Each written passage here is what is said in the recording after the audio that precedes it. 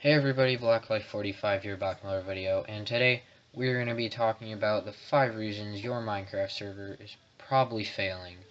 So we're just going to list a reason and a way to fix it.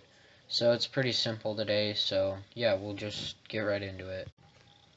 Alright guys, so the first reason your server is probably failing is because you simply don't have enough publicity. You're just a YouTuber, you got like 100 subscribers or so, and you can't really get the word of your server out there.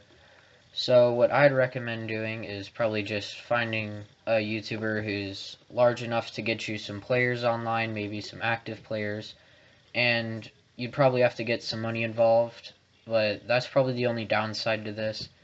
So yeah, you'd probably benefit your server by just getting a deal with a YouTuber who's fairly large, you can get some players, and yeah.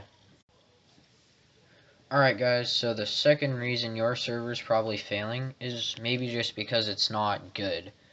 So, I don't know, maybe you can put a lot of hard work into your server, but at the end of the day it might just not be good enough. And, you know, if a server's not good, you probably don't want to play on it. So, yeah, a way to fix this would just be keep practicing at your building or your developer skills, or I don't know, managing a staff team, just something like that. Get your server better. Alright guys, so the third reason your server's probably failing is just not being able to take criticism. This is probably the biggest reason that servers are failing, because I've worked with owners or worked for them in the past, and I'll tell them like, you know, like this is bad, you can improve like this, and they're just not willing to accept that. They think their server's like the best, they're perfect, they're not willing to admit that they're wrong. So yeah, you gotta have an open mind for this sort of stuff. It's really helpful to take in criticism.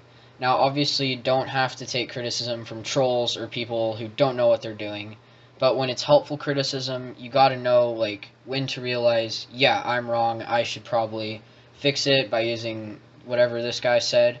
And you'll, at the end of the day, you'll probably have a better server by accepting criticism. So yeah, next reason. So the fourth reason is probably because you're just not mature enough, or you're not old enough to know how to lead and run a server. So you're probably like 12 or 13, you think you're capable enough of running a server, you can have a staff team, build team, developers, whatever. But, you know, if you're not mature enough, you're probably not going to run a server that well, you're probably not going to be a good leader, and you could probably end up having your staff team overtake you, and you're just not the leader of anything.